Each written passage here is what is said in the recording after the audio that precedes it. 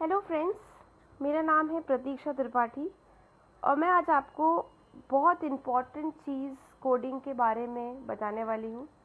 मैंने पहले कुछ 3-4 लेसन बनाए हैं जो कि पीएचपी की कोडिंग में है। ये लेसन भी कोडिंग पर है, पर ये डेटाबेस कनेक्टिविटी के ऊपर है, माई एसक्यूएल कनेक्टिविटी। क्योंकि नॉर्मली जब हम लोग इंडस्ट्री में वर्क करते हैं या प्रोजेक्ट्स पे वर्क करते हैं तो हम लोग हमेशा एक डेटाबेस यूज़ करते हैं, एक बैकएंड यूज़ करते हैं। और बैकएंड क्योंकि हम बहुत सारे डेटा हम लोग डालते हैं तो कहीं ना कहीं वो स्टोर होना चाहिए, तो हम एक बैकएंड यूज़ करते हैं। तो बैकएंड को अगर मुझे फ्रंट एंड से कनेक्ट करना है, जैसे एक पीएचपी को डेटाबेस को एक पीएचपी कोड से मुझे कनेक्ट करना है, तो मेरे पास क्या कोड होगा जिससे मैं कनेक्ट कर सकती हूँ और किस फॉर्मेट में मैं इसको कनेक्ट कर सकती हूँ। तो कोडिंग बहुत इम्पॉर्टेंट होता है, जैसे सिंटैक्स बहुत इम्पॉर्टेंट होता है जब भी हमें एक डेटाबेस को कनेक्ट करना होता है, क्योंकि कनेक्शन स्टेटमेंट हमारे प्रॉपर होने चाहिए। अगर हमारे कनेक्शन स्टेटमेंट प्रॉपर नहीं है तो ये बहुत डिफ़िकल्ट हो जाता है करना। तो आज इस लेसन में मैं सिर्फ आपको माई एसक्यूएल कनेक्टिविटी के बारे में बताऊंगी। पीएचपी माई एसक्यूएल के साथ काम करता है और किस तरह से एक माई एसक्यूएल में डेटाबेस कनेक्ट करके मैं कर सकती हूँ इसको पीएचपी के साथ कनेक्टिविटी। जो भी मैं आपको लेसन बताती हूँ या एक्सप्लेन करती हूँ, आप इसे ज़रूर इम्प्लीमेंट करें, तभी आपको पता चलेगा कि जो भी मैंने बताया है वो सही है कि नहीं।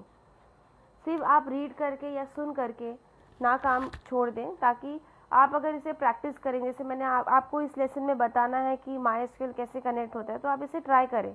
एक डेटाबेस बनाएं, उसके साथ इसको कनेक्ट करके देखें। मैंने जो आपको कोडिंग दी है उससे देखिए, अगर आपका नहीं काम करता तो आप मुझे सजेशंस दें, मैं आपको हेल्प आउट करूँ।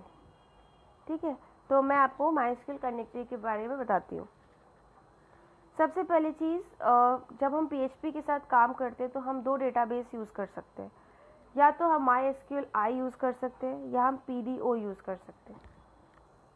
ओके, माई एसक्यूएल आई का मतलब क्या होता है? ये माई एसक्यूएल ही होता है, बट आई क्यों लगाते हैं? इम्प्रूव मतलब जैसे हर एक चीज़ का एक अपग्रेड वर्जन होता है कि अपडेटेड होता है, वैसे आई मतलब इसमें कुछ फीचर्स माई एसक्यूएल की ही हैं, कुछ फीचर्स हमने ऐड किया है फॉर बेटरमेंट। दूसरा होता है पीडीओ मतलब होता है पीएचपी डेटा ऑब्जेक्ट्स। अब इन दोनों में डिफरेंस क्या है? सबसे पहला डिफरेंस और बहुत इंपॉर्टेंट डिफरेंस ये है कि जब हम माई एसक्यूएल आई यूज़ करते हैं तो हम सपोज़ हम एक प्रोजेक्ट बना रहे हैं, उसमें मैंने डेटाबेस यूज़ किया माई एसक्यूएल आई और सडनली मेरा सिस्टम क्रैश हो गया, मुझे किसी दूसरे सिस्टम में फिर से डेटाबेस बना करके कनेक्ट करना है। तो जो माई एसक्यूएल आई होता है वो सिर्फ माई एसक्यूएल के साथ ही कनेक्ट हो सकता है। मतलब मेरे सिस्टम में क्रैश हो गया, दूसरे के सिस्टम में माई एसक्यूएल होना चाहिए तो ही ये डेटाबेस वर्क करेगा, नहीं तो डेटाबेस नहीं क्रिएट होगा। ठीक है, पीडीओ में क्या होता है, फिर पीएचपी डेटा ऑब्जेक्ट में क्या होता है, आपका कोई भी डेटाबेस हो वो इजीली कनेक्ट हो जाएगा। वो डिपेंड नहीं करता कि वो माई एसक्यूएल ही हो, आपने कुछ और लिया है तो उसके साथ भी वो कनेक्ट हो सकता है।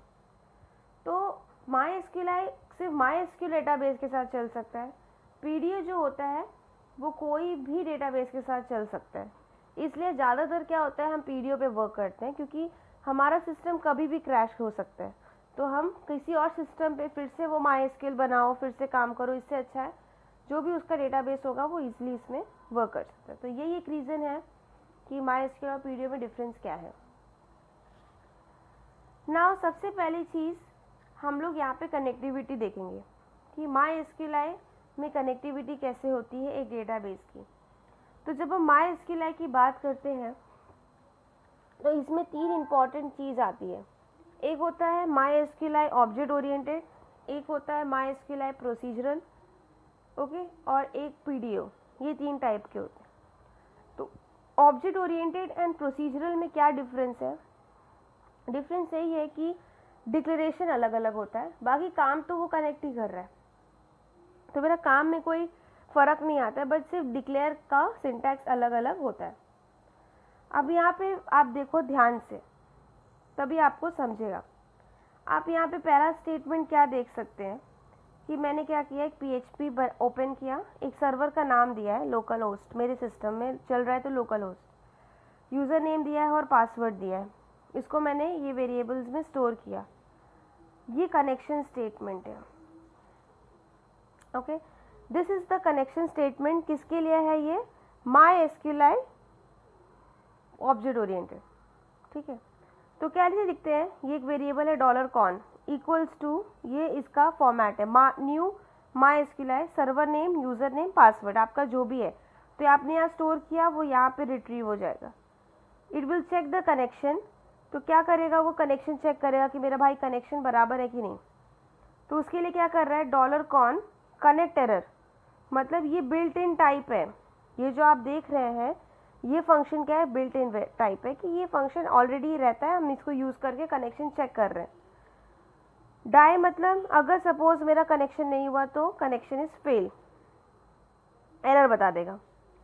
फिर ये एक डेटाबेस बनाया है, क्रिएट डेटाबेस। जैसे हम लोग नॉर्मली क्रिएट डेटाबेस, हम लोग नॉर्मली डेटाबेस ऐसे क्रिएट करते हैं, क्रिएट डेटाबेस, डेटाबेस का नाम, तो ये मेरा क्रिएट हो गया। इसको मैंने एक वेरिएबल में स्टोर किया है $SQL।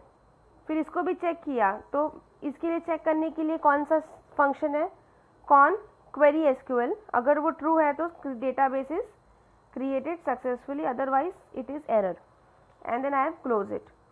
तो इसको मैंने फिर क्लोज कर दिया। तो क्लोज बहुत इंपॉर्टेंट है करना, नहीं तो मेरा आउटपुट नहीं आएगा। तो ये मैंने जो बताया है ये MySQL ऑब्जेक्ट ओरिएंटेड के लिए।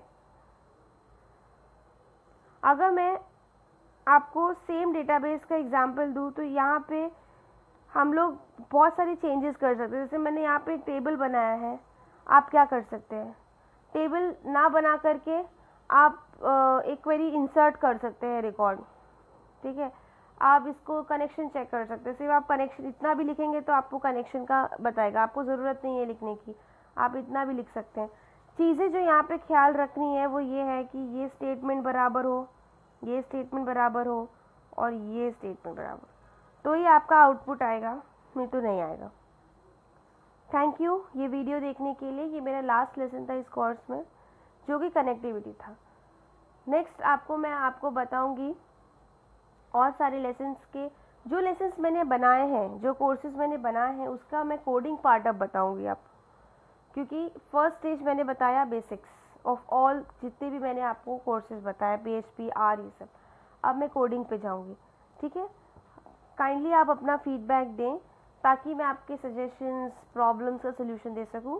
आप मेरे लेसन ज़रूर शेयर करें और सबको, ताकि वो लोग भी पता कर सके कि PHP क्या होता है। बहुत सारे ऐसे लोग हैं जिनको जो लैपटॉप से पढ़ के नहीं समझ पाते, तो हो सकता है इसीलिए मैंने ये लेसन हिंदी में लिया है। नॉर्मली मैं लेसन इंग्लिश में लेती हूँ, हिंदी में मैंने इसलिए लिया ताकि आपको ज़्यादा अच्छे से समझे, क्योंकि ये कोडिंग है।